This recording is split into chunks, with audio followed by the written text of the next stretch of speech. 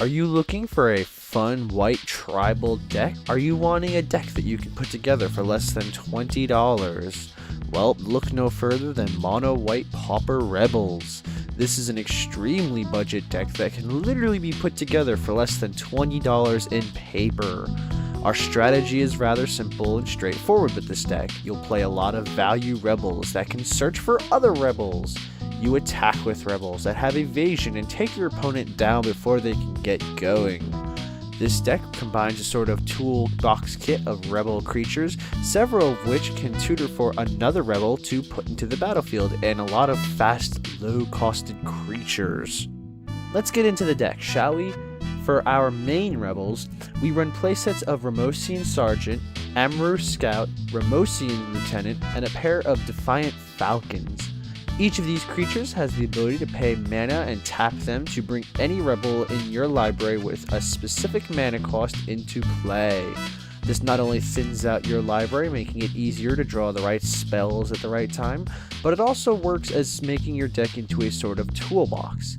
We run Nightwind Glider and Thermal Glider, each of which has flying and protection from black and from red, respectively. These are great when paired off against decks running non-flyers or black or red creatures, as you can swoop in above all of them and to continue chipping away at their life total. Aven Riftwatcher offers us some nice life gain on a rebel. We also run in Zealot Ilvek, which also has Shadow. Shadow is a bit of an obscure ability in Magic that gives a creature unblockability except by creatures who also have Shadow. Being that Shadow is a somewhat uncommon ability, our Zealot is more often than not unblockable. It can also ping creatures for 1 damage instead of attacking, which can easily take out a lot of the smaller creatures in the format. We also run a few non-rebel creatures. A playset of Icatan Javelineers are an absolute must, as their pinging ability can take care of many early game threats. A playset of Squadron Hawk also gives us great deck thinning ability. Since we've no access to good draw spells in white, we must rely on our deck's search ability and toolbox ability to be consistent. We run a few non-creature spells in this deck to serve as both protection and as removal. A pair of Journey to Nowhere will get rid of any creature your opponent may have. Bound in Silence is a tribal rebel spell that can be tutored out to act as a fetchable pacifism.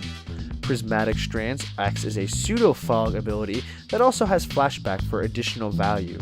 Finally, Serrated Arrows will take care of any tiny threats on opposing boards. Our land base is rather simple: 15 plains, a playset of Quicksands to handle any non-flying attacker, and a trio of Haunted Fengraf to get back anything we need from our graveyard. Our sideboard is also rather straightforward: 2 more Journey to Nowhere to round out the playset, a playset of Doomed Travelers, which isn't a rebel, but it does have a lot of creature value. It's a 1/1 for 1 that turns into a 1/1 with flying upon death. Yes, please. We also run some Sunlands to burn off non-white creatures, 2 Core Sanctifiers to deal with pesky artifacts and or enchantments, and finally an additional Raven Riftwatcher, Zealot Ilvek, and 2 more Serrated Arrows to work as extra value.